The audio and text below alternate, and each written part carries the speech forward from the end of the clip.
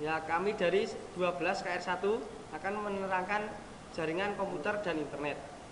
Anggota Wahyu Nugroho, Wahyu Haji, dan Wahyu Trisna.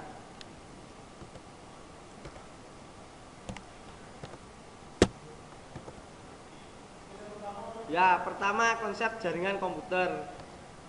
Sejarah jaringan komputer bermula dari lahirnya konsep jaringan komputer pada tahun 1940-an di Amerika yang digagas oleh sebuah proyek pengembangan komputer model 1 di laboratorium Belden Group Research Universal Hardware yang dipimpin Profesor.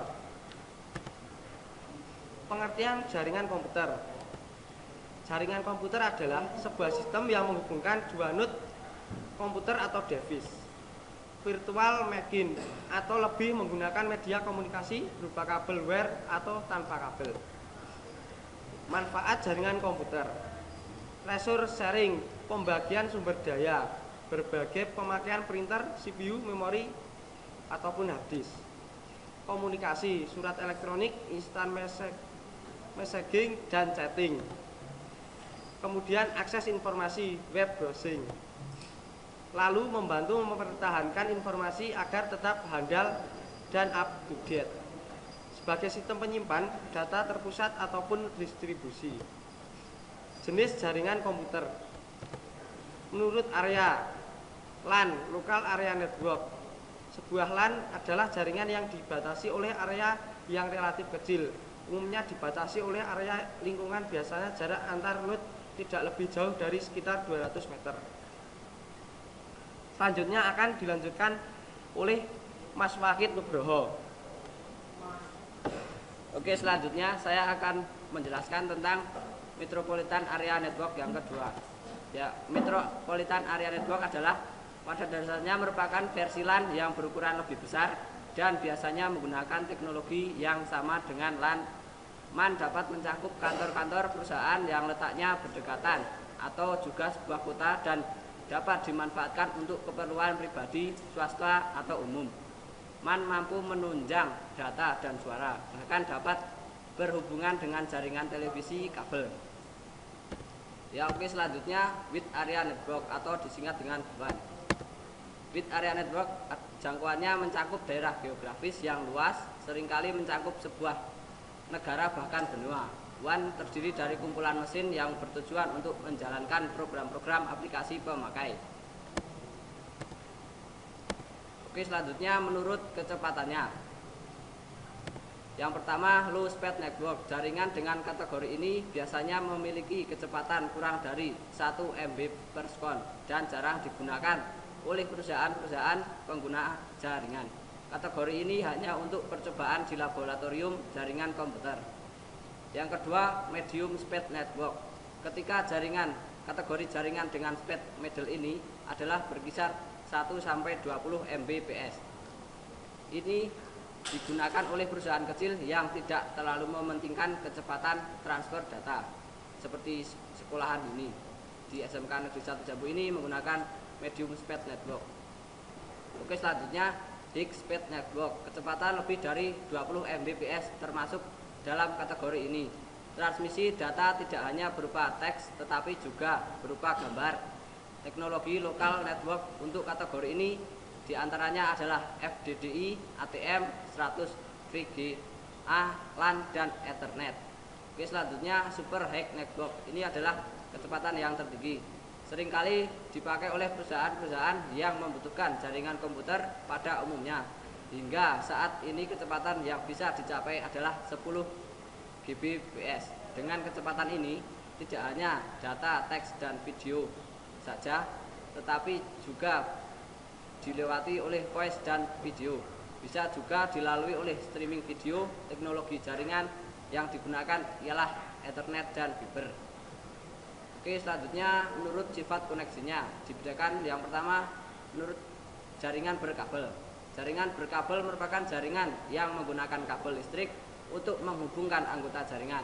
Ada beberapa macam kabel yang biasa digunakan dalam jaringan, yaitu kabel koaksial, twister pair yang meliputi kabel UTP dan kabel STP serta serat optik. Oke, selanjutnya jaringan tanpa kabel. Jaringan nirkabel adalah jaringan tanpa kabel, di mana jaringan ini menggunakan gelombang radio, wifi, infrared, 3G, satelit, dan mempunyai kelebihan dan kekurangan masing-masing. Jaringan ini akan lebih maksimal jika digabungkan dengan dua jenis jaringan, yaitu jaringan nirkabel dan jaringan kabel, WLAN dan LAN. Nah, inilah contoh gambar dari jaringan tanpa kabel yang menggunakan media internet. Oke, selanjutnya perangkat yang digunakan dalam membangun jaringan komputer. Yang pertama adalah komputer. Komputer adalah alat yang dipakai untuk mengelola data menurut prosedur yang telah dirumuskan. Komputer yang sering digunakan untuk membuat jaringan komputer adalah komputer jenis PC karena murah dan mudah dalam mencari spare partnya dan mudah digunakan. Selanjutnya, NIC Network Interface Card atau adalah kartu jaringan atau line card yang dipasang pada setiap komputer yang akan dihubungkan ke suatu jaringan komputer. Oke, selanjutnya hub atau konsentrator. Hub merupakan alat penghubung antara komputer satu dengan komputer yang lain. Yang keempat adalah repeater. Oke, selanjutnya adalah macam-macam kabel. Yang pertama adalah kabel UTP atau sering disingkat dengan United Twisted Pair, atau adalah kabel yang sering digunakan untuk membangun jaringan komputer LAN dan sering digunakan karena harganya murah dan mudah untuk membangunnya. Yang kedua adalah kabel koaksial kabel atau R58. Ini banyak digunakan pada topologi bus. Selanjutnya kabel serat optik. Kabel serat optik ini merupakan kabel yang paling terbaik dalam membangun jaringan komputer karena bisa digunakan di dalam air atau di pendam. Satunya adalah bridge atau jembatan. Jembatan ini adalah untuk menghubungkan komputer satu dengan komputer yang lain. Yang ketujuh adalah router. Router merupakan alat penghubung melalui media internet. Yang terakhir adalah switch penghubung atau penghubung antara komputer satu dengan komputer yang lainnya. Selanjutnya, topologi jaringan. Yang pengertian topologi jaringan adalah suatu teknik untuk menghubungkan komputer yang satu dengan komputer lainnya yang merangkai menjadi sebuah jaringan, di mana penggunaan topologi jaringan didasarkan pada biaya, kecepatan akses data, ukuran maupun tingkat konektivitas yang akan mempengaruhi kualitas maupun efisiensi suatu jaringan.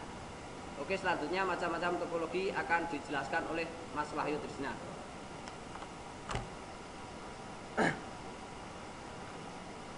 Satu, topologi bus. Topologi bus merupakan topologi yang banyak digunakan pada masa penggunaan kabel paksi menjamur dengan menggunakan T-konektor atau dengan terminator 50 ohm pada ujung network. Maka komputer atau perangkat jaringan lainnya bisa dengan mudah dihubungkan satu sama lain.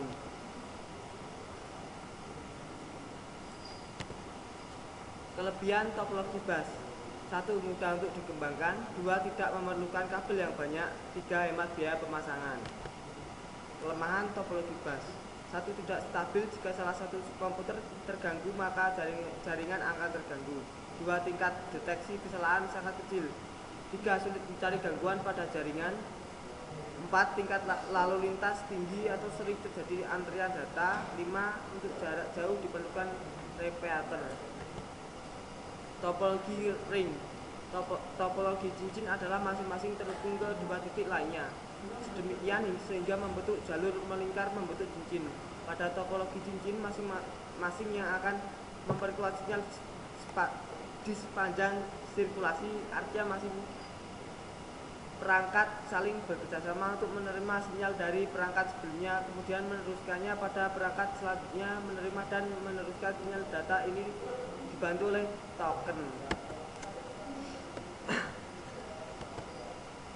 Kelebihan topologi ring: 1. Tidak menggunakan banyak kabel. 2. Tidak kerumitan pemasangan rendah. 3. Mudah instalasi. 4. Tidak akan terjadi tabrak data. 5. Mudah dirancang.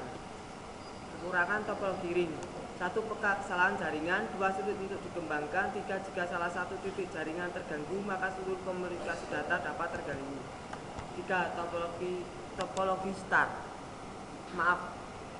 salah, topologi star.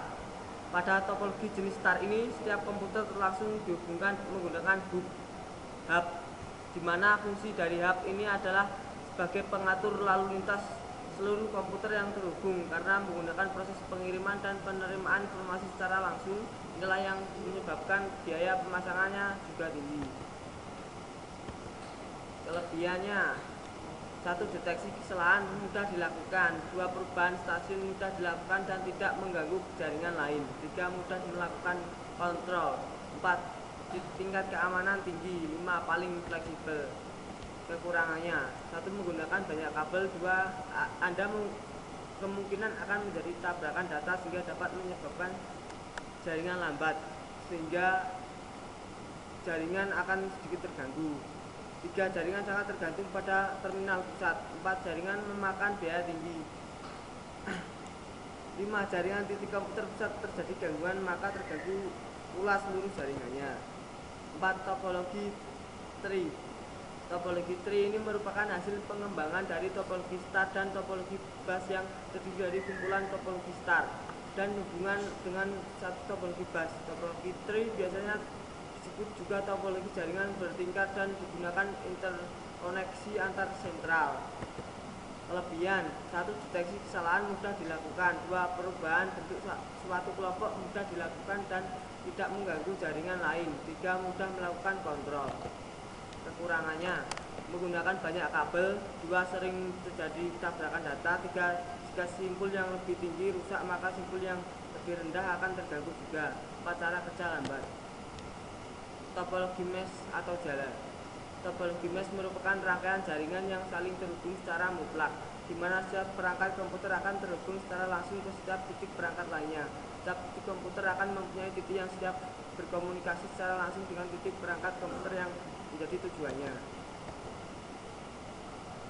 Kelebihan: 1. Dinamis dalam memperbaiki setiap kerusakan titik jaringan komputer. 2. Data langsung dikirimkan ke tujuan tanpa harus melalui komputer lain. Data lebih cepat proses pengiriman data. Jika terjadi kerusakan pada salah satu komputer, tidak akan mengganggu komputer lainnya. Kekurangan: biaya untuk memasangnya sangat besar, perlu banyak kabel, perlu banyak port I atau O. Proses instalasi sulit dan rumit. Topologi liner. Topologi ini merupakan perluasan dari topologi bus, di mana kabel utama harus dihubungkan ke tiap titik komputer menggunakan T-konektor. Topologi tipe ini merupakan jenis yang sederhana menggunakan kabel RJ58. Kelebihan: sederhana jaringan. 2. Hemat kabel. 3. Mudah untuk dikembangkan. Kekurangan: deteksi kesalahan sangat kecil, keamanan kurang terjamin, lalu lintas data tinggi, kecepatan transfer tergantung pada jumlah pengguna, kecepatan turun jika jumlah pemakaian bertambah. Terima kasih. Oke, sekian presentasi dari kami, kurang lebihnya mohon maaf.